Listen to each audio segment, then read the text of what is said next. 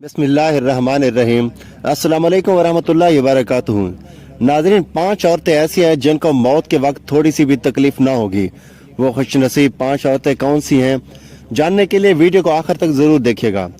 नाज़रीन, नज़ा के वक्त मुसलमान को जो तकलीफ होती है उस पर अल्लाह रब्बुल इज़्ज़त की जानिब से नेकियां अता की जाती हैं।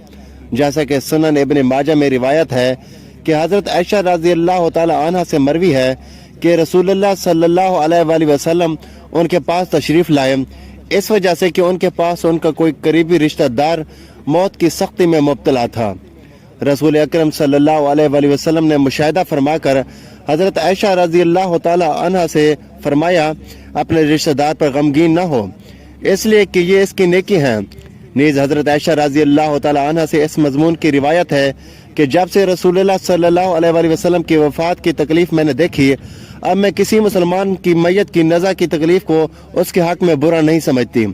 पास मज़कूरा हदीस से मालूम होता है कि नज़ा के वक्त होने वाली तकलीफ का हरगिज़ मतलब ये नहीं होता कि ये इंसान की बदअमाली का नतीजा है।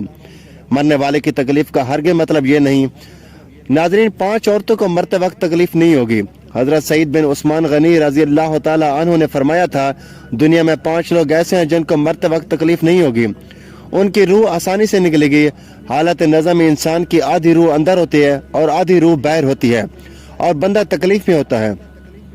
उस वक्त इंसान को प्यास इतनी शिद्दत से लगती है कि इंसान ये चाहता है कि समंदर का पानी पी जाऊं, और अगर बिलफर्ज सातों समंदर का पानी वो पी भी जाए फिर भी उसकी प्यास कभी खत्म ना होगी। रूह निकलते वक्त इंसान को जो तकलीफ हो रही होती है वो नाकाबिल बयान है।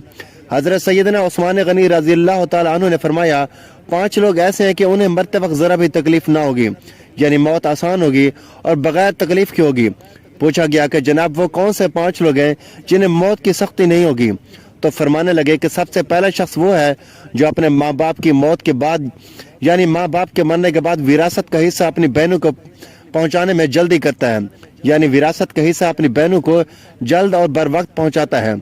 ऐसा ना हो कि बहन के बच्चे भूख से बिलखते रहें और तुम बहन के हक पर कब्जा करके बैठे रहो, और बहन इस इंतजार में रहे कि मेरा भाई कब मुझे मेरे माँ बाप की विरासत में से हिस्सा देगा।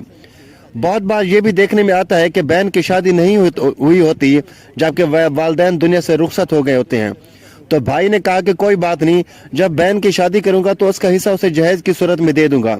याद रहे कि इस्लाम ने बहनों को जहेज देना फर्ज नहीं किया, जबकि उनका विरासती हिस्सा देना फर्ज है।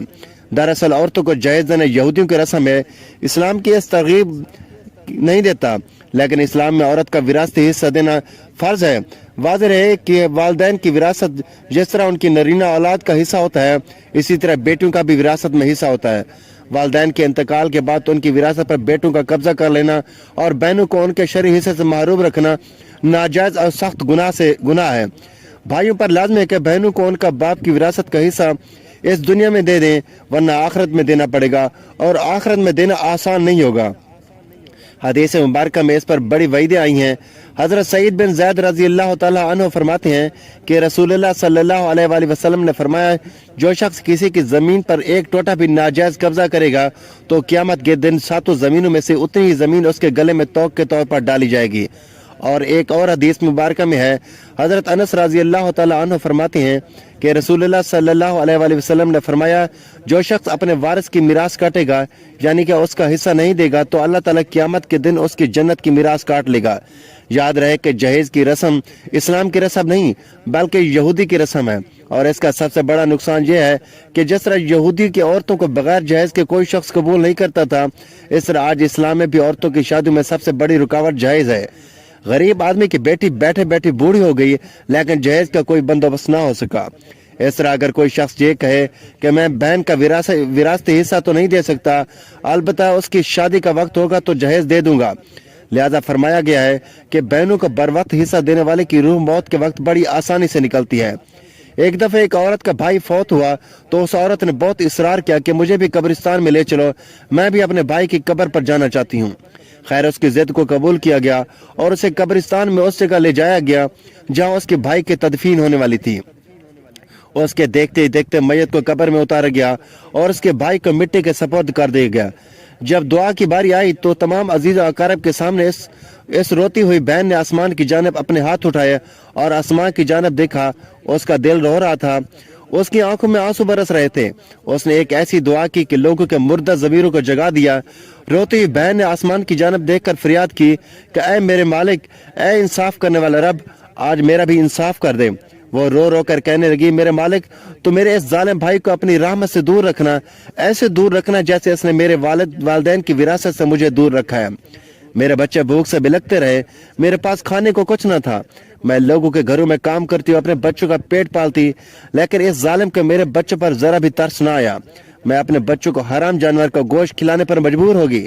میرے بچوں نے بڑی غربت کی زندگی گزاری ہے، جبکہ میرے اس ظالم بھائی کو کبھی بھی حیا نہ آئی، کبھی بھی رحم نہ آیا کہ میں بابا کی وراثت میں سے اپنی بہنوں کا جو حصہ بنتا ہے اسے ادا کروں۔ اے میرے مالک، تو آج انصاف کر دے، اور جس طرح سے اس نے میری وراثت کے حق سے مجھے دور رکھا ہے، اس طرح تو اسے اپنی رحمت سے دور کر دے۔ تو ناظرین، صرف ایک لمحے کے لیے دل پر ہاتھ رکھ کر یہ سوچو کہ جب تم اپنی بہنوں کو ان کی وراثت کا حصہ ادا نہیں کرو گے تو کیا تمہاری بہنیں تمہارے لیے مغفرت کی دعا کریں گی یا جہنم کی دعا کریں گی؟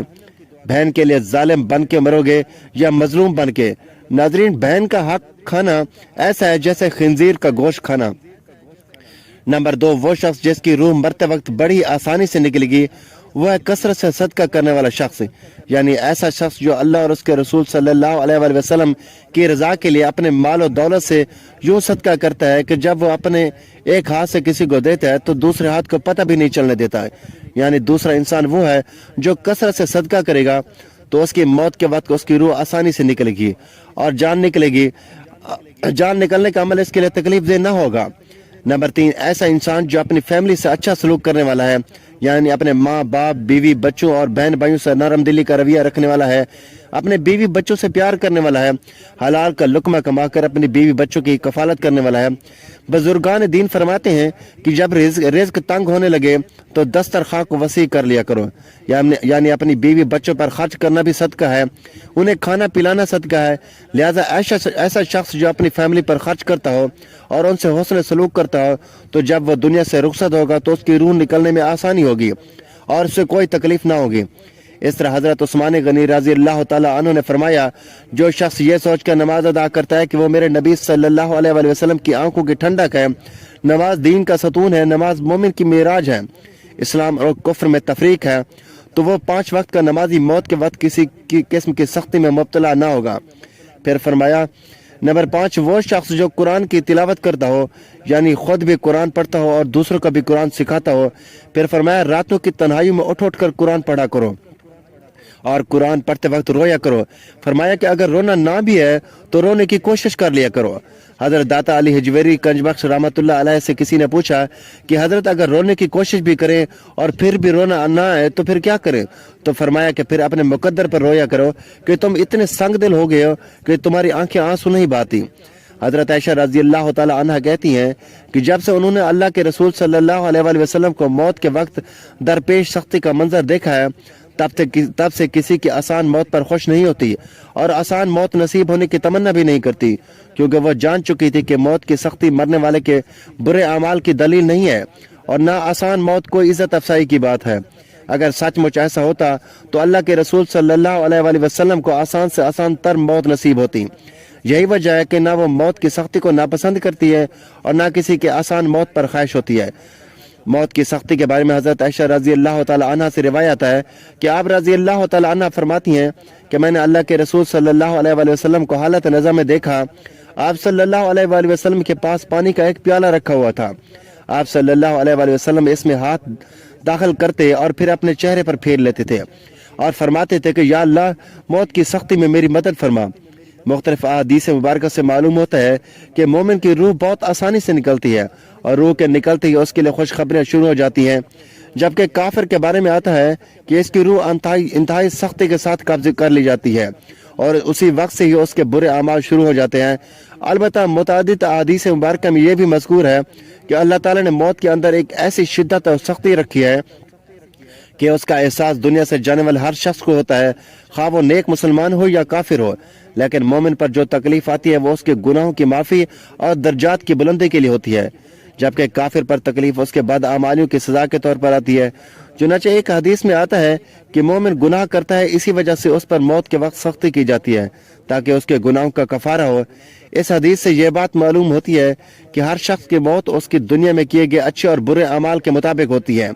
تاہم علماء کرام اور محدثین نے یہ لکھا ہے کہ مومن کو جو بھی تکلیف ہوتی ہے، خواہ وہ تکلیف اس کے گناہوں کے بخشنے کے لیے ہو یا اس کے درجات کی بلندی کے لیے ہو، وہ حالت نزع یعنی روح نکلتے وقت سے پہلے ہی ہوتی ہے، اور جب اس کی روح نکل رہی ہوتی ہے تو اس وقت اللہ تعالیٰ اس کی تمام تکلیف کو دور فرما کر سہولت اور آسانی سے روح قبض کر لیتے ہیں اور آنے والے مراحل بھی آسان فرما دیتے ہیں۔ اللہ پاک سے دعا ہے کہ اللہ تعالیٰ ہم سب کو کسی سے ناحق کرنے سے بچائے، مسلمانوں کی موت کے وقت کی سختی کو دور فرمائے اور ہمارا خاتمہ ایمان پر فرمائے، آمین۔ ناظرین، یہ تھی ہماری آج کی ویڈیو۔ اچھی لگی ہو تو ویڈیو کو لائک کریں، شیئر کریں، چینل کو سبسکرائب کریں تاکہ ہر آنے والی اس طرح کی معلوماتی ویڈیو سب سے پہلے آپ تک پہنچیں۔ تو ناظرین، اگلی ویڈیو میں پھر ملیں گے۔ اللہ حافظ۔